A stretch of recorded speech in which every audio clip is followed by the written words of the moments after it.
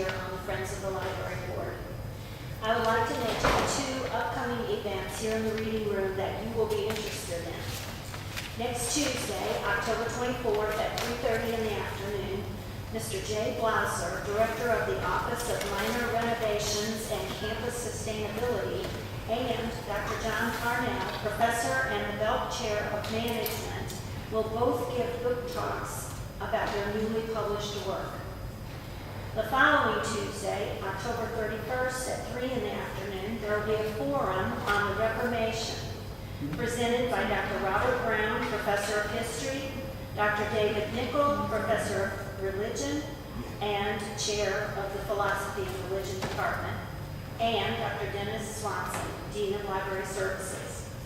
And now I'd like to introduce Dr. Dennis Swanson, Dean of Library Services, who will lead today's discussion of Alan Alda's "If I Understood You, Would I Have This Look on My Face? My Adventures in the Art and Science of Relating and Communicating."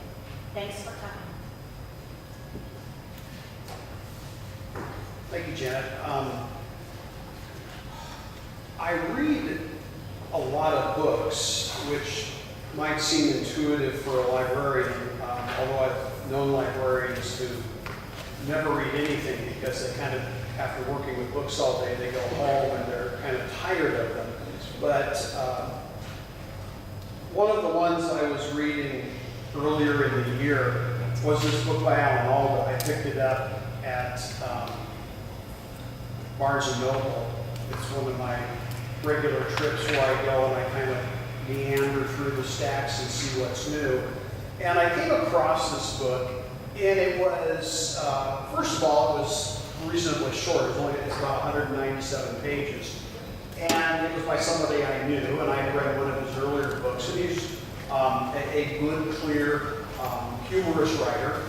And I began to skim through it, and I just realized how much this material touched on so many things we do every day at a university, mainly communicating. We are either in the classroom communicating with students, we are in a service position working with students in some other way other than the classroom, or staff working with faculty, faculty working with staff, administration working with various groups of people, and understanding how important communication is in every aspect of what we do. It turned into a fascinating book, a fascinating read, and we were talking about different programs for the year, and I think I just mentioned to Jan that I read this book, and she said, well, we should do a walkthrough, a reading of the book, and so I agreed to do that.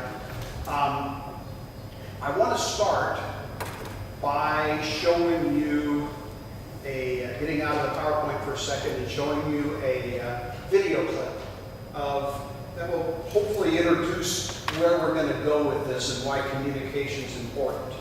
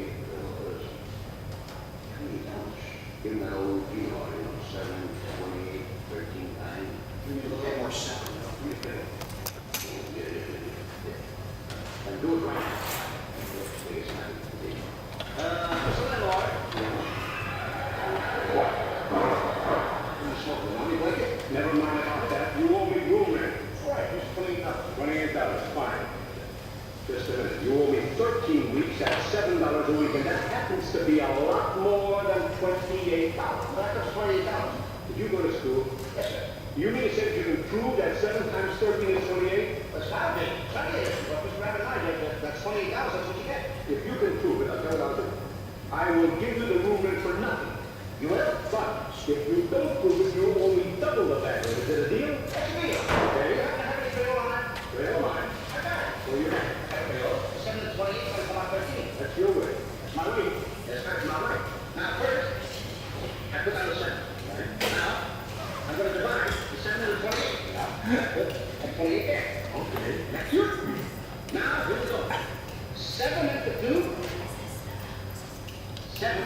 42. Will nice. That's a very big 7 to push into that little bit too. We ain't gonna hurt that little 2 on the horseshoe. That will take the 2. Open your hand. And put that 2 right there. Safety. But don't drop it and don't lose it. Now, set it there. Once. I put the 1 over here. 1 over there. Now, we're gonna carry the 7 because it's very big. It's getting heavy on my shoulder. I'm gonna drop the 7 under there. Now, 7 for me. Is 1. I put the 1 down there.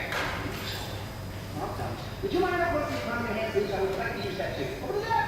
That 2, you had it. I'll put that 2 right there. Now, 7 to 21. 3 times. That's right. 7 to the 28. 13. Wait a minute. You have to prove this even better than that. You can prove it very easily by multiplication. You mean you want me to multiply it? No, not multiply, multiply. Multiply. All right. Multiply. 7 times 13 is 20. Go ahead. Now first, let's put down a 13, right? Fine. There's 13. Times 7. Times 7. Right. 7 weeks times 13. Right. 7 times 3, 21. 7 times 1, 7. 7 on 1, 8. And 2, 7. Now, wait a minute. I'm still not convinced. There's one sure way of proving this. One sure way, and that's by addition. You want me to add addition it up? I want you to put 13 7 times on that wall and then draw a line and add them up. You want me to put down 13 7 times? That's right. That's not all right. There's 1, 2, 3, 4, 5, 6, 7. What's the idea of spreading them out like that? That looks like a flock of seagulls doing it. Now I'm going to add them up. Right. Here we go. 3, 6, 9. Wait. Let me do the adding this time. Well, 3, 6, and 9. And then I will do the adding. Then there'll be no mistake. Yeah. All right? That's very economy. All right? Now, 3, 6, 9, 12, 15, 18, 21, 22, 23, 24, 25, 26, 27, 28.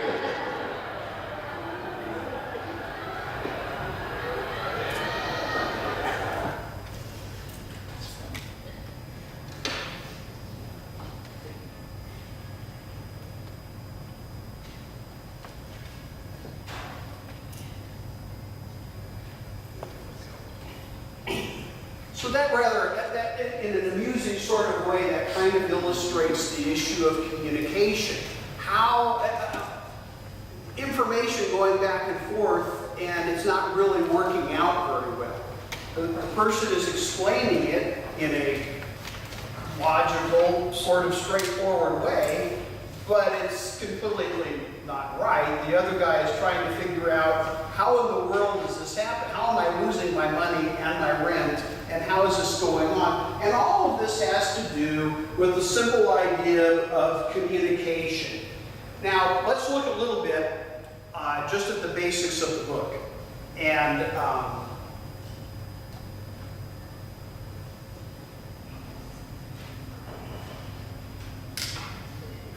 Alan Alda is probably well known to most people. He is most of us will remember him from the TV series MASH. He was also for many years, and rarely where this book comes from, he was the host of Scientific American Frontiers on PBS. He did that for about 11 years. And Emmy Award winner, Tony Award nominee for stage work in Broadway, and also a nominee for an Academy Award, has directed, has produced, is a best-selling author, and he's also, interestingly enough, the founder of the Alan Alda Center for Communicating Science at Stony Brook University. And that's really where most of the material in this book comes from, as he's talking about communication. Now, there's a couple things in the book. There's really two terms in the book, that two words that we want to remember. The first word that comes through constantly in this book is empathy. The idea, and he emphasizes this, he repeats it. This is what he's going to be talking about really throughout the book. Communication in all this thesis, what he's presenting, communication really begins with empathy. Two simple definitions of empathy.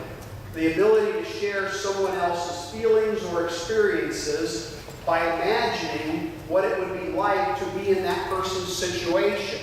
Kind of, the old-fashioned, put yourself in someone else's shoes. How does this work? Or, if you want to change it and make it a verb, the action of understanding, being aware of, being sensitive to, and vicariously experiencing the feelings, thoughts, and experiences of another person or another event. This was something that I did mechanically, not necessarily people, but my first career when I was a policeman in the city of Los Angeles. I was mainly a traffic accident investigator. And so I would get to a scene of an accident, I would interview people, I would do different things, and then take all of that information, take everything I had accumulated, and then, if it was a complicated one enough, close my eyes and see the accident from the position of every person involved as you begin to reconstruct it, put it together. That's sort of what, in a practical way, empathy is.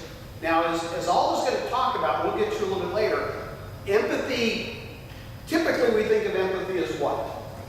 In terms of its moral virtue, is what do we think of typically when we think of empathy? Compassion.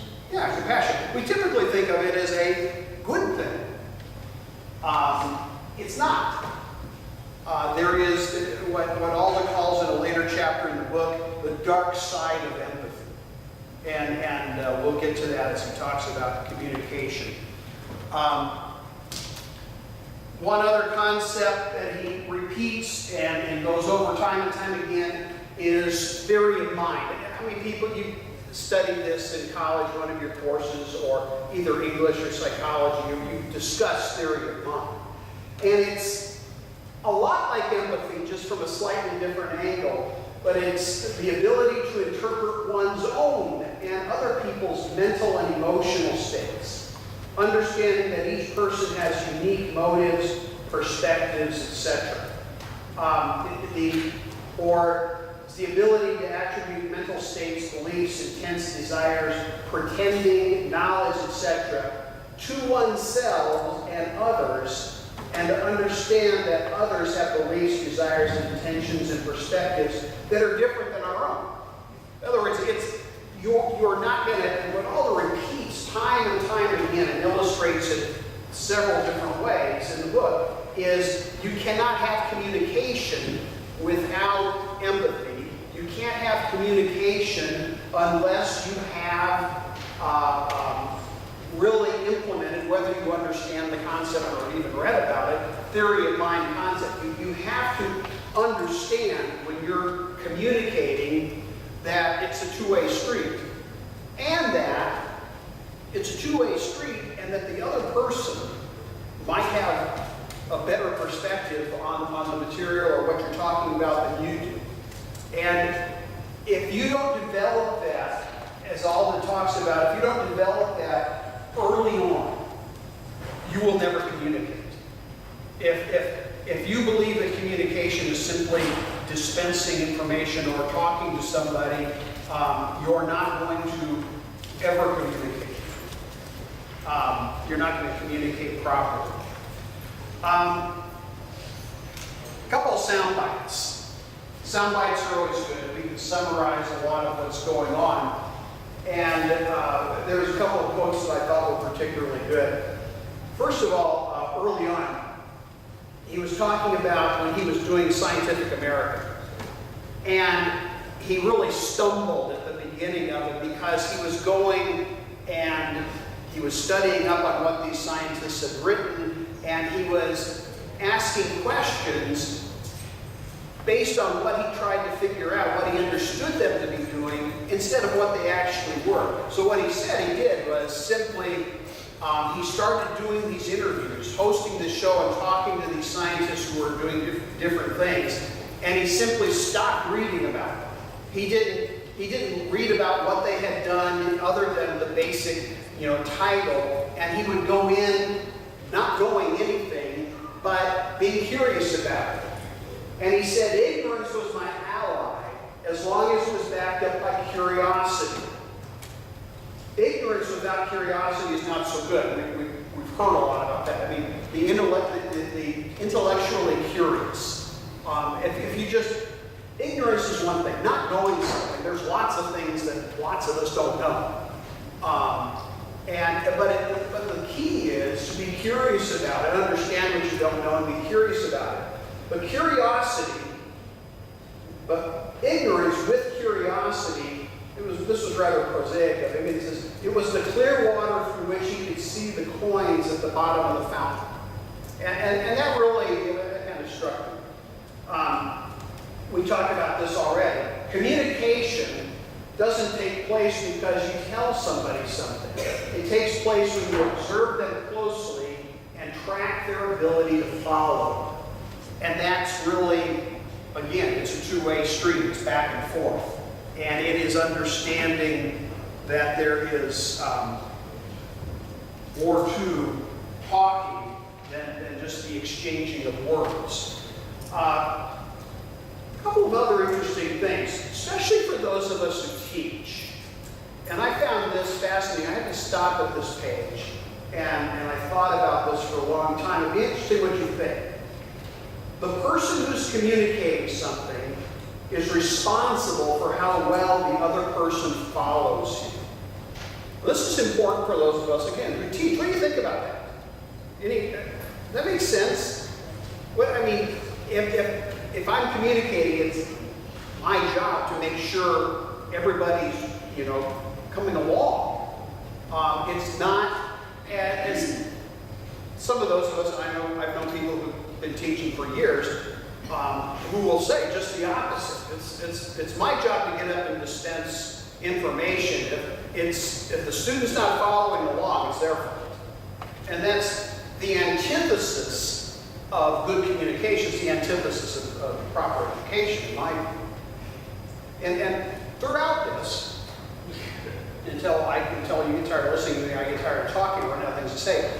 Throw up your hand, yell at me, throw something at me. This is designed to be a communication, so we can do that as well. Yeah. I find that obviously I think that it's a very good idea to talk about many different facets of communication, because there's different.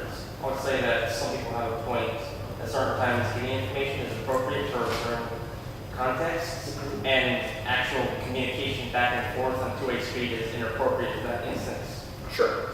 Sure. No, there's always going to be the appropriateness of the situation. But at the same time, anyone communicating anything has to know their audience. They cannot just talk in certain terms or other situations which makes it impossible for them to follow along. Or if they don't allow for any avenue for any type of rebuts or any type of communication to create that dialogue afterwards to facilitate that understanding.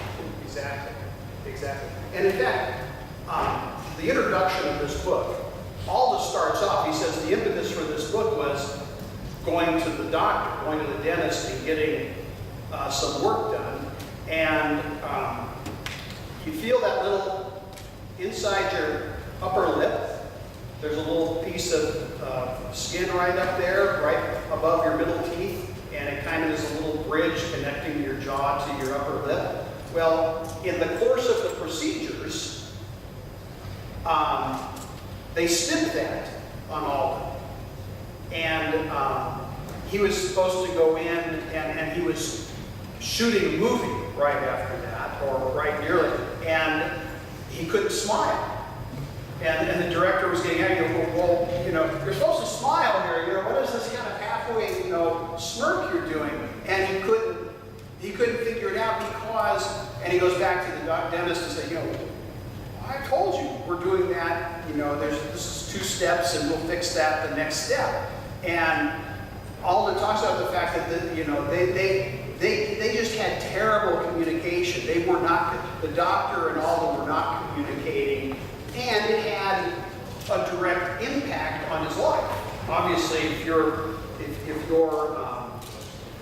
speak or you're an actor, you make facial work for a living. That would be very important. I remember I had surgery on one of my knee surgeries, and I got out of the surgery and was in the recovery room, and I couldn't talk to make myself understood. I couldn't move my tongue. I couldn't do anything. I was mumble at our and you have to understand, my job at the time, a good chunk of my job was talking and communication and teaching and doing things at churches. And I was a little, I thought, well, and as I left the doctor, oh, that will go away. You'll be fine by tomorrow. Well, I wasn't fine by tomorrow. And I wasn't fine the day after tomorrow or a week later. And I went in and saw the doctor who was looking up about that time where his malpractice insurance was. We basically determined it took about 3 weeks to go away, but it was the anesthesiologist, when they put the stuff down your throat, he had bruised the nerves in my throat, and it basically paralyzed my throat. I was pretty unhappy about that, but at least it reversed itself. But I went through, it was fortunate in a way because I began to go through the exercises I had learned as a child from kindergarten to grade 8. Every day in the school, I went to speech therapy because I stutter terribly.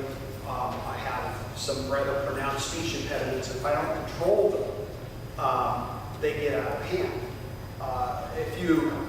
If you catch me when I'm really, really, really tired, you'll catch me stuttering still because I just can't keep it all together at that moment. But those were nice lessons to pull back from those years and start working through to teach myself how to talk, which was a lot of fun at age 55.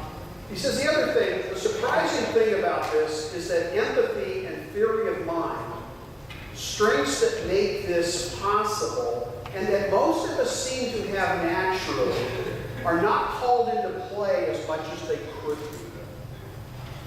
And he's making the point here that empathy and theory of mind concepts, things that you need to do, are readily available for most of us.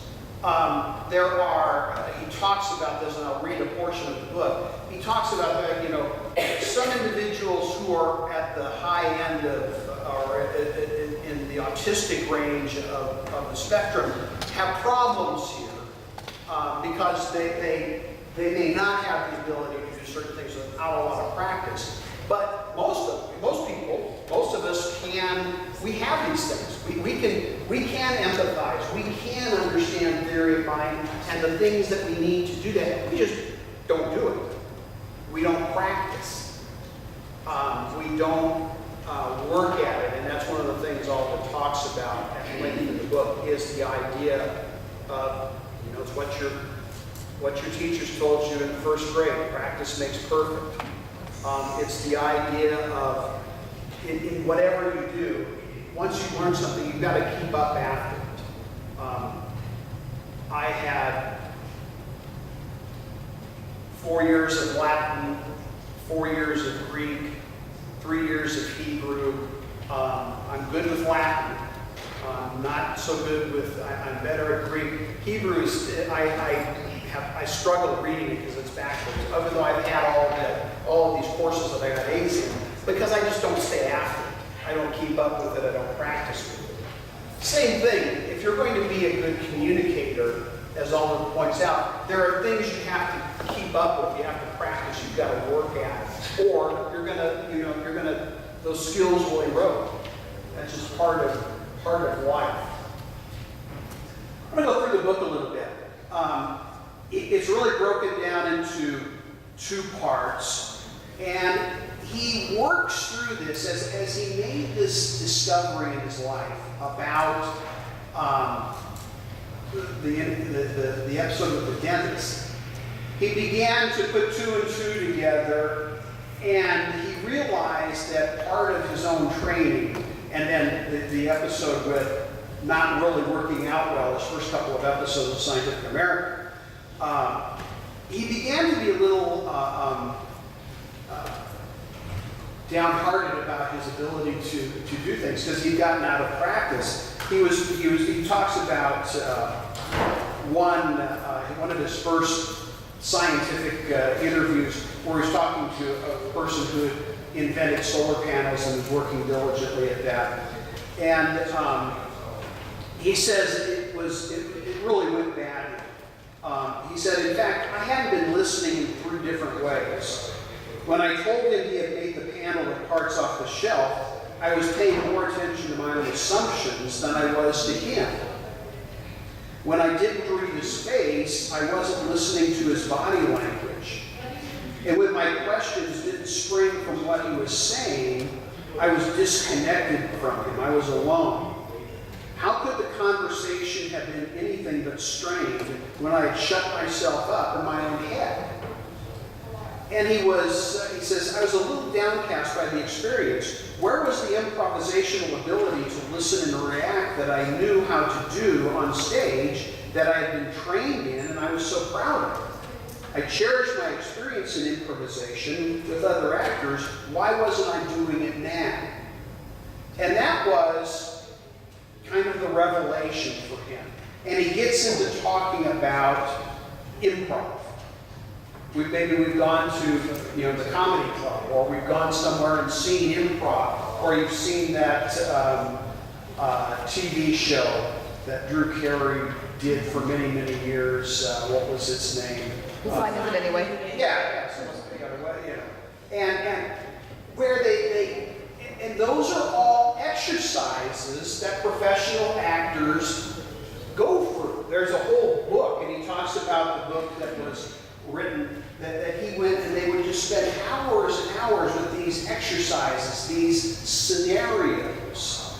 And one of them that he's going to talk about is the whole mirror, where you start with this in the mirror, you watch yourself move, but then I stand you up, and I begin, I'm going to move my arm, and you have to follow me, and it's not as a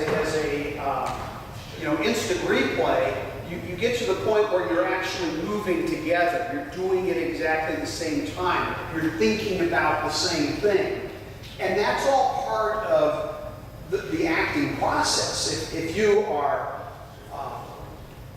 on the stage with somebody or trying to act in a TV show or a movie or something like that, and you're not connecting, if you're not in sync, it's, this is going to be one of those worst movies ever made kind of scenarios. He talked about the one, he says, a long time ago, Mike Nichols was directing Barbara Harrison for a rehearsal of the Broadway musical The Apple Tree. He asked both of us several times to relate to that, although he seemed to be looking more in my direction than in hers. Finally, he couldn't stand it anymore. And he said, you kids think relating is the icing on the cake. And he said it isn't. It is the cake. And so it's having a discussion, having a class, teaching, or doing something like that. The fact that people are paying attention and doing well, that's not the icing on the cake. That shouldn't be the teacher or the communicator's end goal. Okay, it is. That's the whole deal. If you're not doing that, then what have you really accomplished? He goes on and he talks about the fact that he then went on to begin to take this material, and through his contacts with doing Scientific American, he began to wonder, how could we take this stuff? I mean, this seems to work. How do we take this and teach scientists, teach business leaders teach people how to communicate with each other and with the really important material that they have to often give that they sometimes do a terrible job presenting. You've seen, you know, PBS NewsHour sometime when they get just a clunker of an interviewee who just can't express what it is. He's doing some really interesting, or she's doing some really interesting, important things, and they can't communicate. They don't mix, and they don't talk about what's going on. He talks about the idea of listening. In other words, he said this, he says again about acting. You don't say your next line simply because it's in the script. You say it because the other person has behaved in a way that makes you say it. It's the natural response to the dialogue that's going on. It's not, reading a cue card. If we could, there was an experiment done a long time ago when I was in college, where we had to write down 10 things on cards, and we could only say these things. And we had them, and then another person wrote down 10 things on their cards, and we had to try to have a conversation. We could only say what we'd written down on the cards. It was a very interesting process of going through communication. It was part of what he was really trying to talk about. And he went on. He goes on. He's talking about that, how they began to set that up, and how they began to set up the Alda Center, and they were beginning to work through, and they had somebody discovered that there had been scientific studies done on this idea of mirroring, and that maybe the human mind actually had processes that caused you to be able to do this. And he goes on to say that now that it happens, but it may not happen the way they thought. But it was interesting. Alda said this. He said, this is clearly not a debate I'm qualified to weigh in on. But and listen carefully. I'm not unhappy to see it happen because it shows how science works. Somebody observes something that hasn't been seen before and draws a conclusion about what's actually going on. Somebody else isn't convinced, and they argue about it. But instead of arguing endlessly, they continue to do research, hoping to find out what's really happening. While that might sound antagonistic, they're actually involved in a messy collaboration to understand something fundamental about nature. They may very well find that neither side is right, and instead discover another mechanism that no one has thought of yet. What is that? That whole paragraph I just read. Remember your philosophy? What is that? Maybe it's Hegel. Remember dialectic? You have a thesis, an antithesis, and synthesis.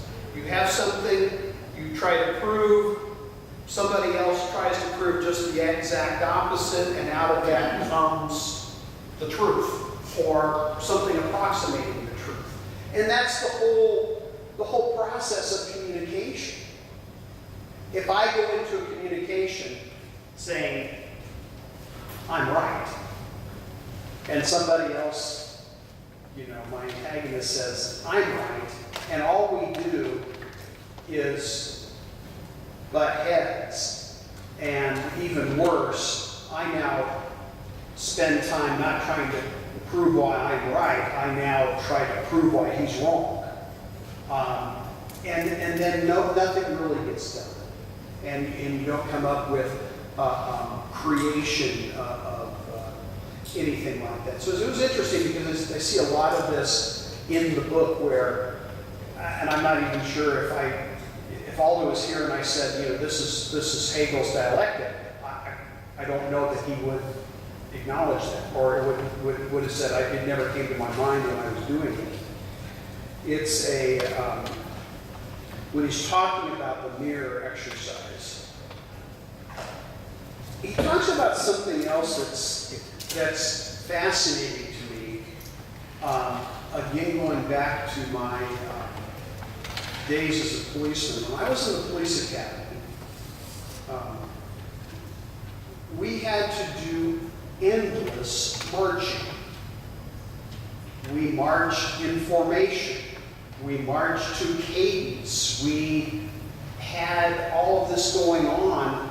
And thinking about it afterwards, I'm not sure I remember one instance in the rest of my career, maybe just one during the 1984 Olympics, where we had to line up and march forward to kind of disperse a crowd. But it's the only time I can ever remember that being a useful skill. It was interesting. He talks about this, and he was saying that there had been studies done. Why do people march? It was interesting. He says this: at Stanford University, Scott Wildermuth and Chip Hirth wondered why modern armies still train by marching in step and shouting cadence. Marching in step toward the enemy has long been out of style, largely because it tends to be suicidal. Remember, in ancient, you put your army here and their army there, and you marched and maneuvered around. I mean, that's marching and maneuvering was how battles were won and lost. Up to World War I, they were still doing that. Of course, it's interesting when you think about, we're celebrating, this is the 100th anniversary year of the United States entering World War I, and where we are today. You remember in World War I, only 100 years ago, there were cavalry charges with lances by some of the armies in World War I. There was, just bringing airplanes, and airplanes had a top speed of about 80 miles an hour. It was there were no radios in the airplanes until very late in the war. They put people up in balloons and they ran a wire down with a telephone. That was how they communicated. It's a very interesting how much progress can be made. But he said this: why does synchronous marching persist in the training of soldiers? And is there some advantage? Is it something that we just continue to do because we've always done it? Or is there some advantage? The answer they found is yes. It can strengthen cohesion and promote cooperation within a group. And here's how they figured it. They did a study. They had small groups of people walk around the campus. Some groups were walking in step, while others, acting as a control, were walking normally. After the walk, participants took part in a game that is known to test a group for trust and cooperation. For those who had marched in step, all scored higher on every count, which was interesting. The simple act of walking in step produced greater cooperation and greater trust, and which is, I'm not sure the police department, when I was in the academy, that anything that profound had been thought of. I think it was just a way to make us all march around. But it was proven that this is a way of, this is why in education we often have cohorts. In other words, a group of students who march through a program together. Every study that's ever been done indicates that cohorts have a higher percentage of everybody completing because there is a group, there is an empathy of people working together and helping everybody through the process so no one drops out.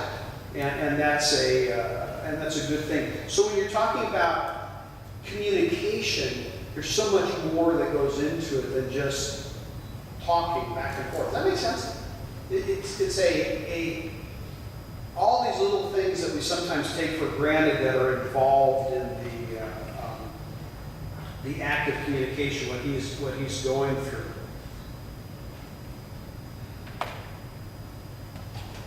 Yes. I was thinking, when you were just talking now, it's almost like the basketball team, you know, when you drill and drill and drill, and there's almost that unwritten communication, unsaid communication, body, you know, how they're always able to shoot a ball over here while looking this way. It's because they know that the person's there. It's exactly, I mean, in any sport, any more like football, you know, if you're a quarterback, you're throwing the pass not to where the person is, but you're throwing to where they're supposed to be. And that's the goal of it. If you have to think about it, it's too late. That's why, yeah, it's a really fascinating part of how communication works. And communication is more than verbal, it's, you know, physical activity. You've got to be able to rely on the other people that are involved in the team. Yeah. One thing also regarding about even wars in the past, like pretty much almost, obviously even regarding the nature of military conflict too, is the fact that pretty much if you have an army or any type of military force which is working better together themselves, they're probably will win the day. Regarding other aspects of even, sure, people aren't marching in step, like outside and from World War II and from around, so they still need to have cohesion, they still need to have teamwork regarding the machines they're using, either by the armored units or anything else. If they don't have that, everything's going on, especially after a certain comes to a point when you have, you're relying on other people's for your eyes regarding like the type of longer than sight warfare, regarding so much, like even regarding going back to the communication, in the Iraq War in the early 90s, and in the second Iraq War, the thing that the United States military did was to remove the communication abilities of the Iraqi military because it gave the communication aspect of people actually working together severely dampened their fighting ability in police. Exactly. And looking at it from a cohesiveness, or you were talking about when you hold a conversation, to build a chemistry to keep the conversation and the communication going, you have to be able to read nonverbal cues as well as what's being said. But the title of the book, it says, if I understood you, would I have this look on my face? So you have to also be able to read nonverbal cues that are coming through when it's communication. Exactly. And words are obviously important in communication, but they're not perhaps as vital as we might think. I have another video clip for you. This is a little longer, but I think you'll enjoy it.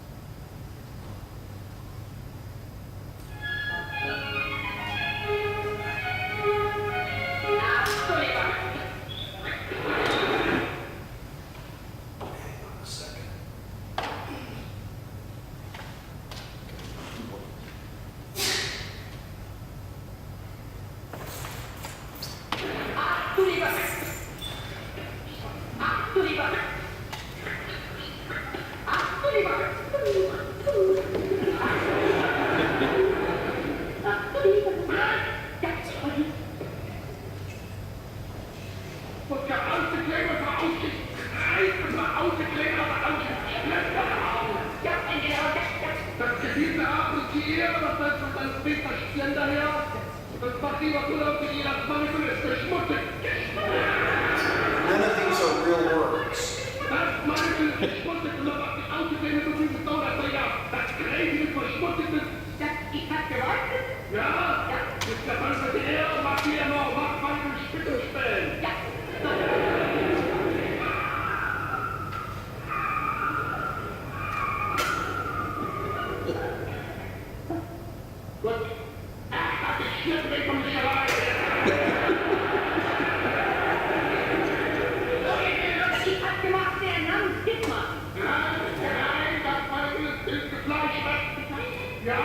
Fleischspeck.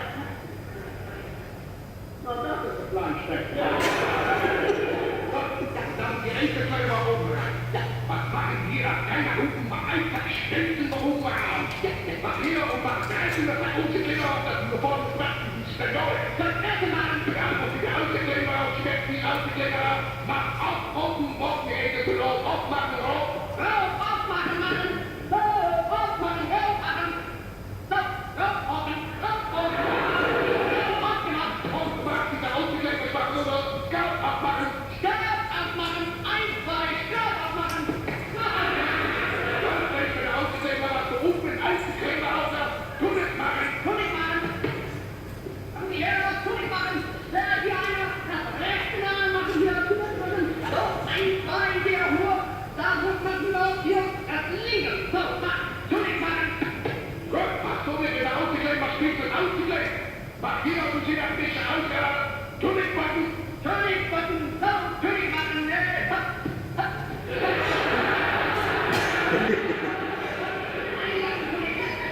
Zwei machen. Tunnel machen.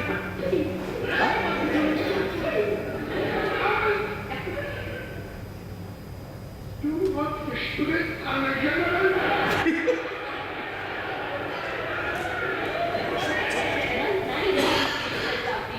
Ich hab gespritzt auf die Waffen oder Zeile machen.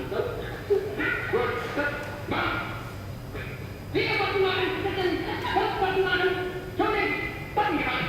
Gut, mach lieber zu Hause gehen mit dieser Hinweis, was war unbereitet hat. Mach Kaltketten. Einkaltet, Zinnen, einkaltet. Zwei Kalten.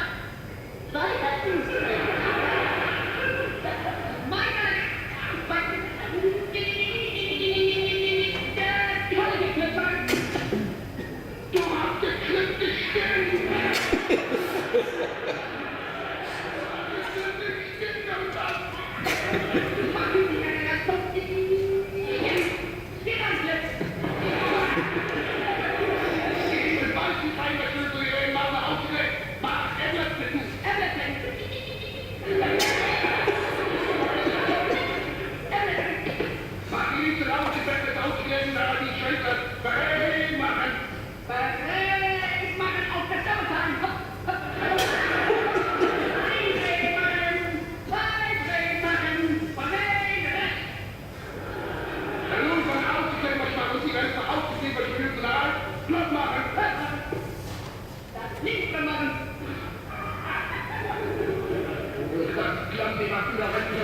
Das gucken Sie als 6 Finger hier.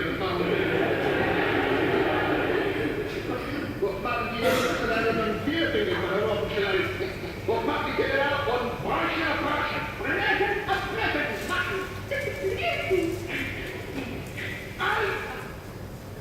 Du hast gejingelt gemacht? Du bist meine Jingle? Ja.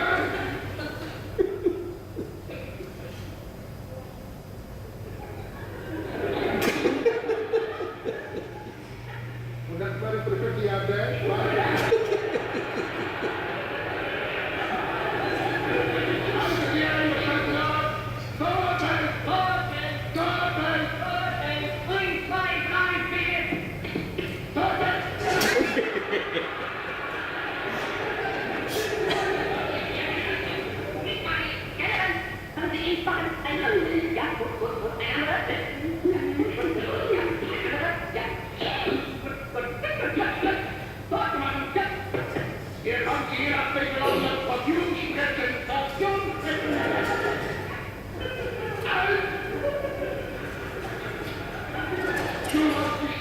in der Eye.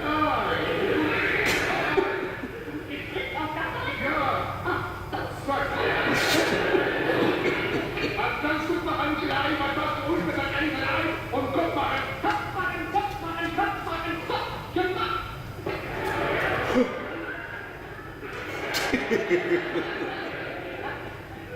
Was hier machen, das Buch. Cool von hier, was hier, was machen, das machen, das machen, das machen, das sind Aufklärungen, das kann man nicht dauern hier. Ich mache einen Renner. So!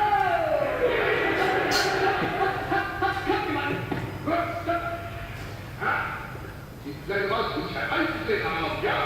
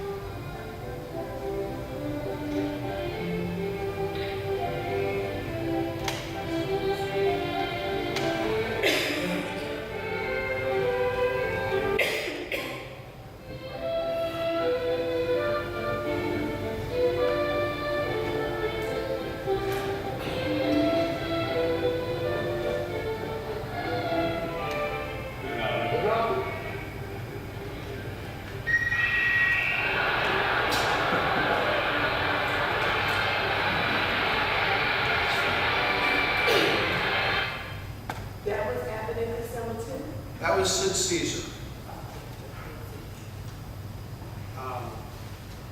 And your show of shows, which predates almost everyone in the room, right? But not me. So all of that, and since Caesar made, a career, he has about 5 or 6 different ones of those, where he never says anything that's a real word. It's all just gibberish. It's all just, but did anyone not understand what was going on? I mean, until the end where you find out he's really the doorman in front of the hotel. So, and that would have been, I think that was done in the middle 50s. So not long after World War II. So we're still, it is in vogue to make fun of German generals and things like that. So those were kind of, so you have that kind of communication. It's not always about words. It's about the verbal. It's about the noise. It's about the inflection of how he's saying all of those things. And he came into, and Alda talks about that. He has a whole section on gibberish. Where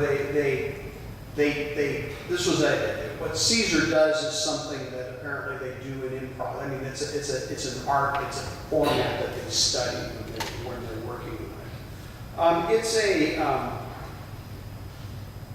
I need to move a little faster than I'm moving.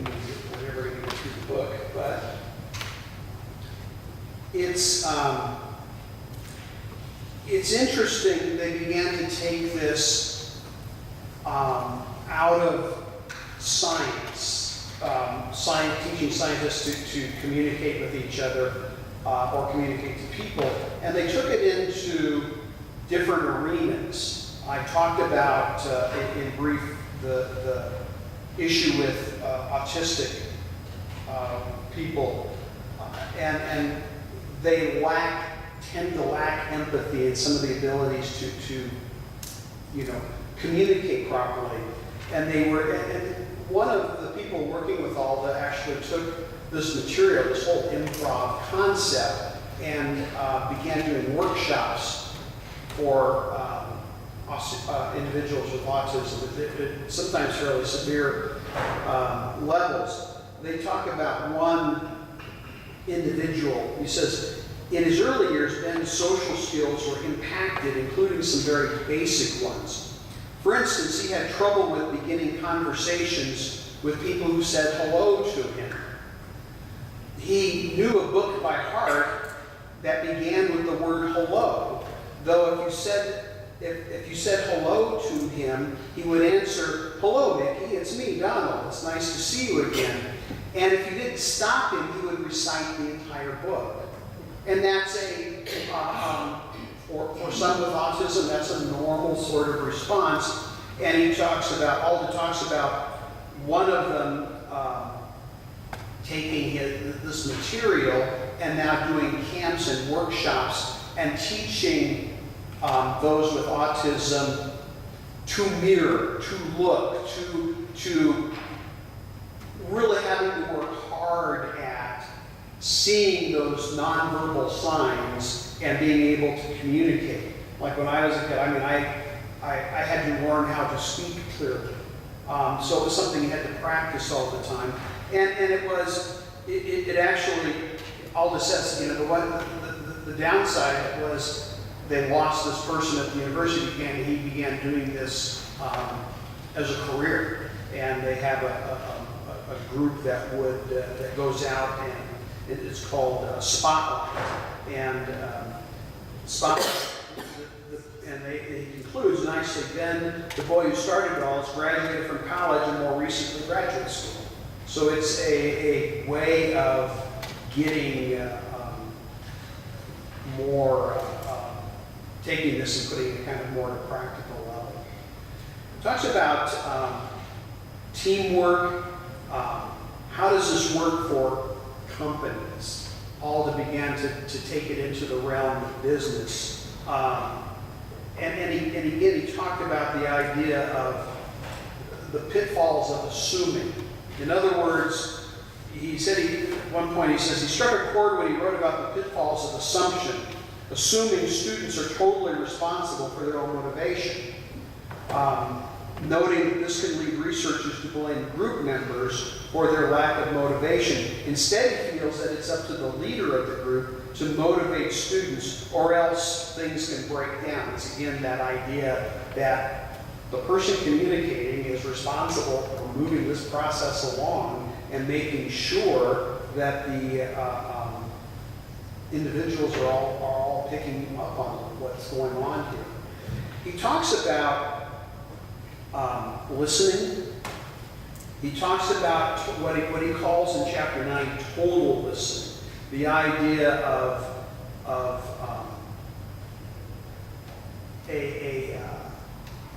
how do you listen to individuals and get the information you need? And he was talking to one of the, he relates this story. He was talking to one of his colleagues who works at the center, who was engaged in teaching medical doctors how to communicate. Something that obviously was a key to what started Alda on this course in the first place. One of our medical students came and met me after one of our classes, she said. It was a late class. He stayed until 8 o'clock at night just to tell me how important improv has been to him. And the exercise that really stuck with him was the mirror exercise. He told me about a woman he had met a month earlier. She was dying. They had just found out that she had metastatic lung cancer and had about 2 weeks to live.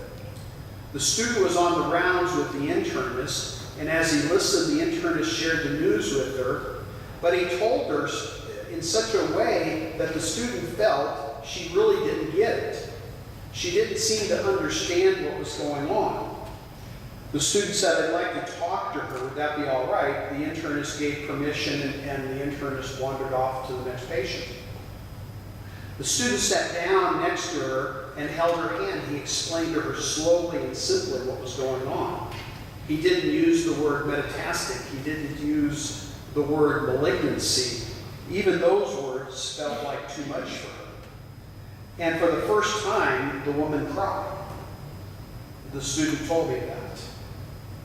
And the med student said, "I cried too." And then for the first time, the woman began to ask questions. And he was able to answer them. He said, it was the perfect mirror exercise. I had been leading, but she took over and I followed. And ultimately what emerged was I helped her understand death. And she helped me understand how to become a better doctor. It was exactly what the mirror exercise is about, the level of connection and active listening. And this struck with me, again going back to my former life when I was a policeman, and mainly was a traffic accident investigator. One of the rules, one of the things I had to do, if it was a fatality, I had to go make notification to next of kin. In my career, I did that more than 100 times. You go and knock on the door at somebody's house at 4 in the morning and you tell them their son, who was a star volleyball player about to go to Olympic trials on the U.S. volleyball team, wasn't coming home, ever again. And that's and you could do that mechanically. I knew guys, policemen, we weren't really, trained to do things. We would go and say, we're here, we have to be here, we're notified, we're really sorry, your son was killed in a car accident. Here's a phone number you can call to find out the information from the coroner's office. Have a nice night, and leave. And that was the norm. There was a better way of doing it. I learned that early on. I tried to I would actually always go next door to a neighbor and see, these people? If not, find somebody who did, find a relative, I would never leave them, by themselves afterwards. I remember one where, because it's interesting what that kind of news will do to people. I had a father and mother and the father attacked me physically. And had to, I mean, because I was the bearer of bad news. I was somehow, he transferred the death of his daughter in that case to me personally somehow being involved with it. And it was quite a struggle, and somebody had to come and we, normally that's a crime, it's a felony to attack a police officer, but we left him, and that was no harm, no foul kind of thing, because I understood. But those are the sorts of things, you may never have to do something like that in real life, but those are the sorts of things that you have to learn when you're doing real communication. He did talk about leadership in communication. He talks about the CEOs. He tells the story about Warren Buffett, who discovered that if he was going to make any money in business, he needed to be able to speak in front of people. And he, finally just forced himself to do it. He said he took a Dale Carnegie course on communication, and the only thing that came out of it was he was $100 poor, but he did meet his future wife doing that, and so some good came out of it. But now he goes and he communicates with 300,000 employees on a regular basis, and he explains how he does that. How do you manage a large company? How do you manage a large organization? And you have to do it through communication, and it can be.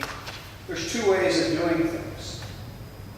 He talks about one CEO of a very large company, and he was saying that he once worked under someone who was a very tough leader, as in, quote, make a better presentation next time or you're out.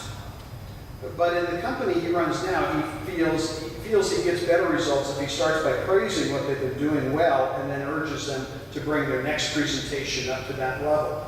You have really done good work here, and you've done lots of excellent, and just you need to make sure all of your work is at that level going forward. So instead of attacking, you kind of move in the other direction. He says, but you give the vision. There's one way you give a vision of failure, or you give a vision of success. You can praise people. He says, now, the one thing you have to remember in communication is that it can't be faked. Faking praise is really lying. He says, I've seen it fail badly between directors and actors, especially when the director tells you that wonderful thing you did 2 takes ago, and you know very well you did no such thing. It's too easy to spot the manipulation, and the person on the receiving end will probably be thinking, this guy is aware of what I'm feeling, all right, but only so he can use it to make me do what he wants. If we're actually going to get inside someone's head, it's not a good idea to be guilty of breaking and entering. And again, he talks about sometimes there's just, you have to give bad news. That's what I was talking about just a moment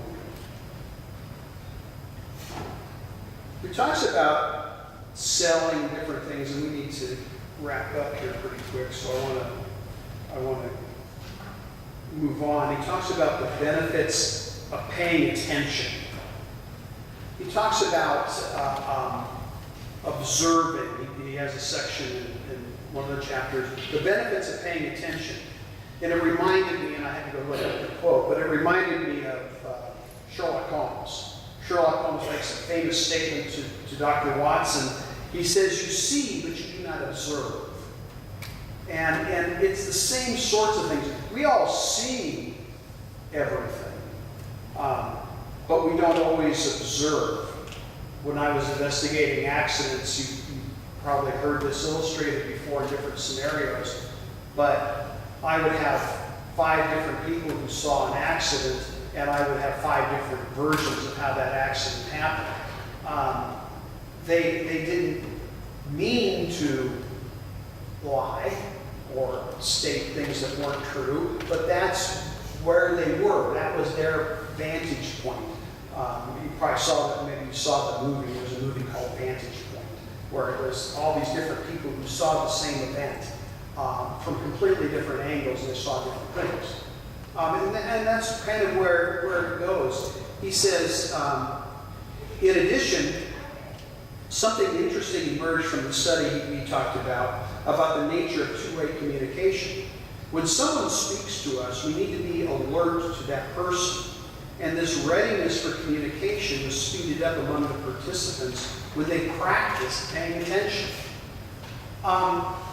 There is very little in life that comes naturally. You have to practice at it. You have to practice paying attention. You've got to practice everything you do. If you don't, you're going to become not good at it, or less. I'm a librarian, indeed, but do I understand the concept of cataloging books? Of course I do. Could I go and catalog a book? Sure I could. But it would take me 20 times longer than the people on our staff who catalog books every day. It's not because I don't know how to do it. I'm not practiced at it. There's too many things I would have to go back and look up again that they do every single day, and so they're good at it. If I practice cataloging, would I get better at it? I would hope so. I used to be fairly decent at it, but not fast anymore. And that's the whole concept of practicing and learning more about what you're doing. He talked about communication, and when he did that, he talked about writing. And you've probably all seen this chart. It's just a typical communication in writing. You have an opening scene. You have people going through what they call crisis points. You know, something, you're building tension in the story. You finally come to the climax where it's all put together or falls apart or whatever's going to happen. And then you have kind of the wrap up, you know, how everything works out at the end. And communication is that way. If you're communicating in writing, whether it's a novel, which is normally what this sort of thing is, but even in your paper in class that you're writing. All of us who have taught for any length of time, we've had to read papers. And what makes, papers become monotonous when we have 30 or 40 students writing a paper on the exact same topic, you're reading one after the other, it becomes pretty tedious. And there's not a lot of communication going on between that paper and the person doing the grading. So how do you write that paper? What makes your paper stand out? Well, it's things like this. Even in a technical scholarly paper, you try to deal with the crisis. Why is this an issue? How is it overcome? How do you go? And you finally get to that end point where you kind of conclude and you bring it all together again. So all of those things in good communication work even for writing. We talked about, and I do want to mention this because I thought it was a telling point in the book, what he called the dark side of communication. All of these things we've talked about, empathy and theory of mind and the different work you can use, it's not like these are benign or always a good thing. They can be used for evil. Like Maxwell Smart used to say, if he'd only use his thing for good rather than evil. He talks about the fact that certain companies understand this and they build their marketing around it. Unscrupulous charities try to gain your empathy by visuals and different things in an attempt to get your money. He talked about this was a big controversy back in about 2005, Merck & Company, the drug manufacturers. So the body language was addressed in minute detail. And this was the Merck Company instructing their salespeople how to sell a drug that all of the studies were saying were bad, was causing harm, was killing people. And they put out a memo, you know, don't mention any of these things, but don't mention the drug, but let's talk about how we can still sell this without really talking about it. And so they talk about body language is addressed in minute detail.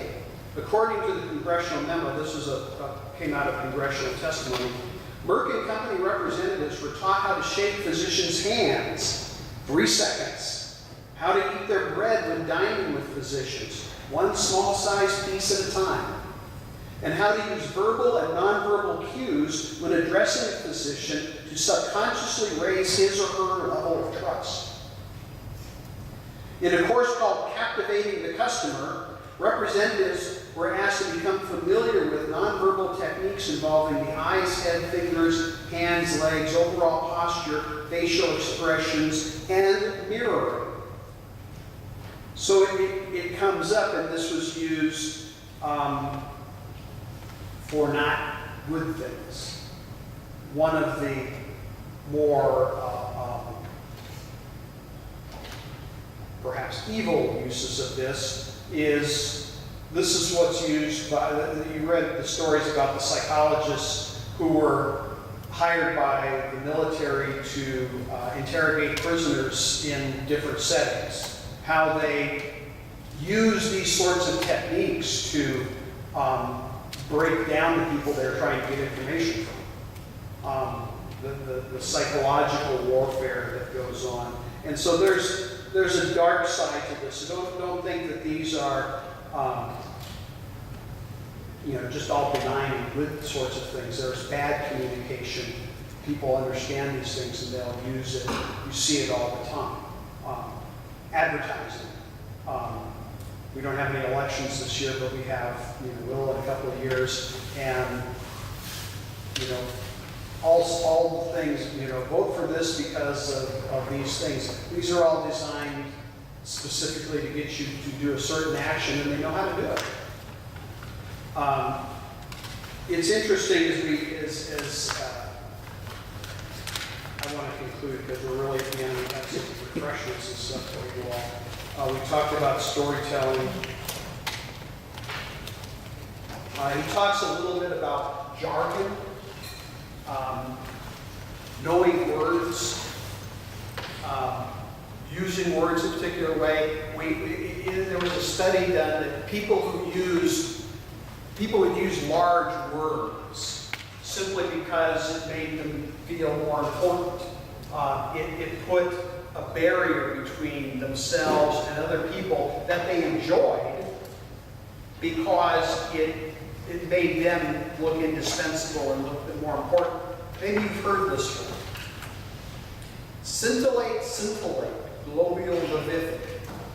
Fain when I fathom thy nature specific, loftily poised in the ether so spacious, faintly resembling a gem carbonaceous. What's that? A poem. Twinkle, twinkle, little star. How I wonder where you are. Shining bright like a diamond in the sky. Those sort of things. But you can take that, just use a bunch of long words that nobody, and it became, boy, he must know something because I don't know what that means. And you laugh and say, it's a simple little poem, a simple little thing. But people do that all the time. Some jargon is necessary. It's just technical language, and sometimes you can't get around that. But if you're going to communicate, you need to remove as much of that as humanly possible, or you won't.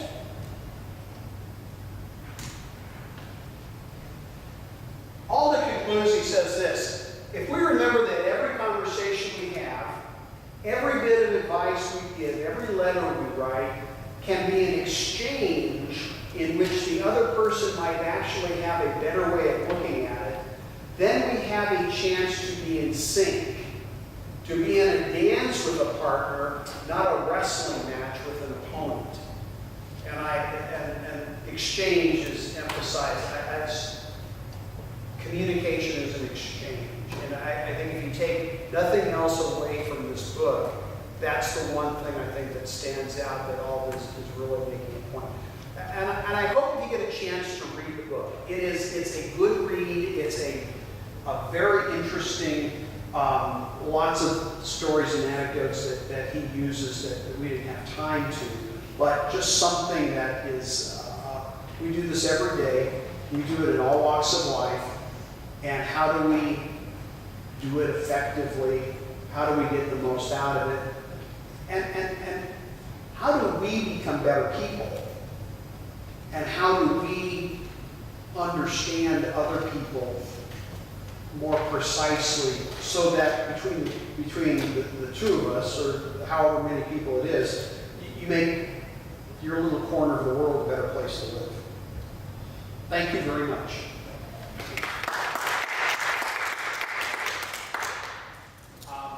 We have refreshments in the back, and please eat them all up and drink lots of lemonade and take lots of cookies.